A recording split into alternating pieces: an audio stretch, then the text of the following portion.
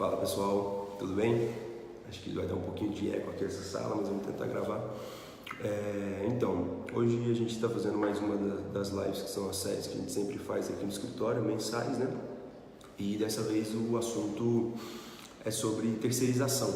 A gente vai falar um pouquinho por conta daquela mudança de entendimento recente, né, do STF definindo sobre a terceirização, então isso impacta em todo o contexto que envolve a terceirização no Brasil e muda também um pouquinho talvez seja modéstia, vai mudar bastante as possibilidades de terceirização no país.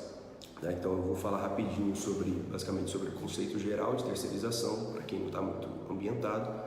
Vou falar um pouquinho também sobre a diferença entre terceirização de atividade meio e atividade fim. Vou falar um pouquinho do que o STF definiu e aí depois vou falar um pouquinho também sobre o que isso gera no final da história, né? O que isso gera de impacto para os empresários, principalmente, né? Que são o foco dessas lives, são sempre voltadas para empresários que querem entender um pouquinho mais sobre legislação, sobre o universo jurídico do negócio deles de uma forma um pouquinho mais clara, né? Então, vamos começar. Basicamente, o conceito de terceirização, para ficar mais claro, ele é talvez de uma forma bem objetiva, ele é basicamente quando você contrata uma terceira pessoa, jurídica ou física, para realizar um serviço para você, e para isso você não quer que ela seja necessariamente de dentro do seu quadro de funcionários. Então, pensa num cenário em que você possa, por exemplo, sei lá, vou dar um exemplo bem típico, né? Você contrata uma pessoa para fazer telemarketing na tua empresa para vender ofertas de produtos, né? Você não quer que essa pessoa necessariamente esteja dentro daqui, porque é um serviço que você acha que não precisa estar sempre por perto, que é um serviço que não precisa ser uma pessoa específica, então você aceita uma rotação maior, até aceita que sejam pessoas aleatórias ou que não tenham muita noção do teu negócio, desde que elas sigam um script, por exemplo. Isso é uma terceirização bem comum de telemarketing, né? Geralmente essa terceirização envolve uma pessoa que é quem você necessariamente reporta ou solicita as coisas, e essa pessoa repassa as demandas para os prestadores que ficam lá na ponta. Então, quando você fala, por exemplo, uma terceirização de telemarketing, na maioria das vezes você contrata uma empresa de telemarketing, essa empresa tem um grupo de funcionários dentro dela que vão exercer o serviço de telemarketing para você, né? E aí é que a gente entra talvez um dos pontos mais polêmicos da discussão, é que sempre se teve uma dúvida muito grande sobre terceirização, até que ponto eu poderia terceirizar algum serviço. Posso terceirizar tudo da minha empresa? Não posso. E até antes da decisão do STF, a interpretação majoritária sempre foi de que eu posso terceirizar atividade e-mail. Tem até uma matéria simulada sobre o assunto no TST. Mas eu não posso terceirizar a atividade fim. E aí, para conceituar rapidamente, terceirizar a atividade e-mail significa terceirizar, passar para uma empresa, para um terceiro fazer um serviço que não está ligado diretamente à minha forma de gerar lucro, basicamente. Então, por exemplo, digamos que eu seja uma empresa de software. Eu não poderia terceirizar a produção de um software. Tá? Por quê? Porque eu presto serviços de software, isso é a minha atividade empresarial, é a forma com a qual eu me rentabilizo o meu negócio. Então, o ideal é que eu não gere serviços nesse sentido, terceirizados, isso seja feito por dentro da minha empresa, seja feito pela minha própria equipe. O que eu poderia terceirizar, por exemplo? Poxa, eu quero, sei lá, eu estou num prédio e eu sempre gosto que tenha segurança nesse prédio, então eu posso, por exemplo, terceirizar a segurança, eu não preciso contratar um segurança para fazer a segurança do ambiente de trabalho. Posso terceirizar uma empresa de segurança que vai fazer isso para mim. Por quê? Porque isso está envolvido no meio da minha atividade. É uma das formas, de eu garantir a segurança dos meus funcionários, mas não está envolvido diretamente a forma de que eu possa gerar faturamento, né? Que eu possa gerar receita para o meu negócio. É só uma forma de garantir uma segurança para que os meus funcionários possam trabalhar e aí sim eles gerarem receita. Então isso é uma atividade meio. Segurança, por exemplo, é uma atividade meio de uma empresa de software. A limpeza é uma atividade meio de uma empresa de software. O TST sempre foi muito claro nesse sentido de que essa atividade você pode sim terceirizar. O que você não poderia terceirizar era uma atividade fim, uma atividade que seja, digamos, teoricamente a última etapa que te garante uma forma de gerar receita. E o que aconteceu?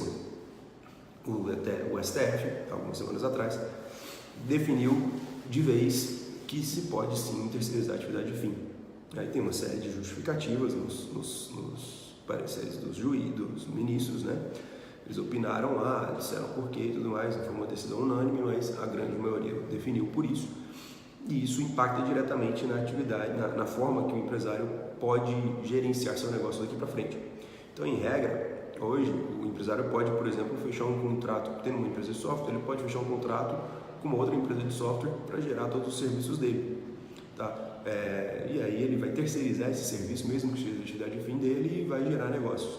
Tá? Então, pensa, por exemplo, num modelo de uma empresa uma empresa que faça, por exemplo, uma instituição financeira, vou dar um exemplo mais típico, uma instituição financeira, por exemplo, que faz vendas de produtos bancários, né?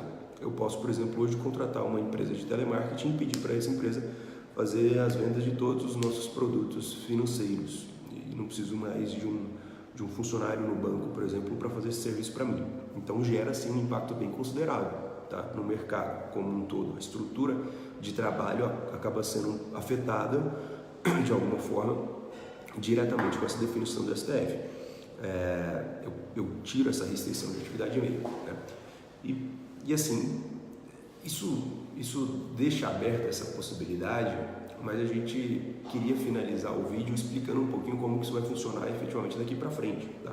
Por que pode ser feito e que agora está liberado, né, para se fazer atividade de fim. Tudo bem, isso está lá definido pelo STF, mas como que a gente vai fazer isso de uma forma segura para que a empresa não saia prejudicada numa situação de terceirização de atividade de fim? Beleza, é isso que a gente está separando para falar aqui. Primeiro, tem uma questão de análise de risco, né? Quem já estava fazendo essa conduta anteriormente, já tem um processo versando sobre isso, a gente ainda tem uma área cinzenta sobre como que o TST vai tratar esses casos.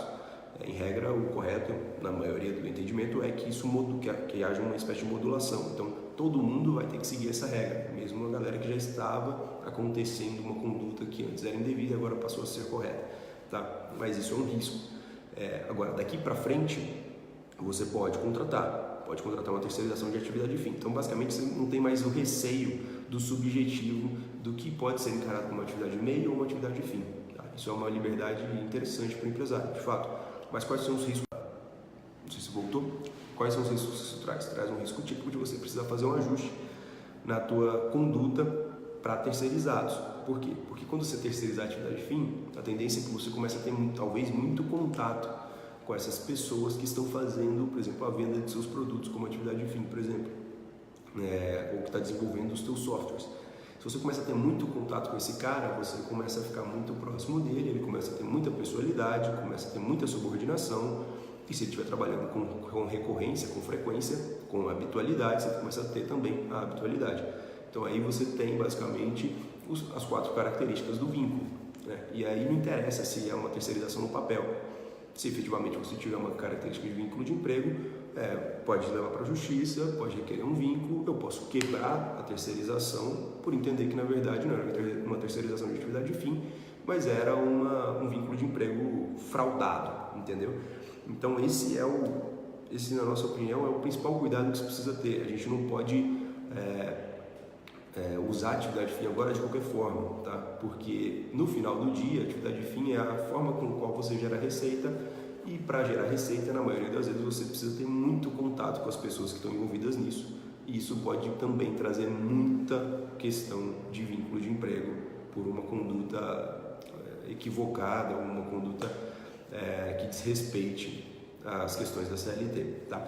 Então a nossa sugestão é que, sobretudo, de qualquer forma, se tenha um contrato assinado, né? Se tem um contrato de terceirização assinado, definindo qual é a prestação de serviço sendo contratada, que você tenha uma pessoa específica para reportar, preferencialmente um gerente, um administrador que vai cuidar daquela terceirização para você. Você se reporta só a ele e ele faz a gestão da equipe que está trabalhando naquilo, né?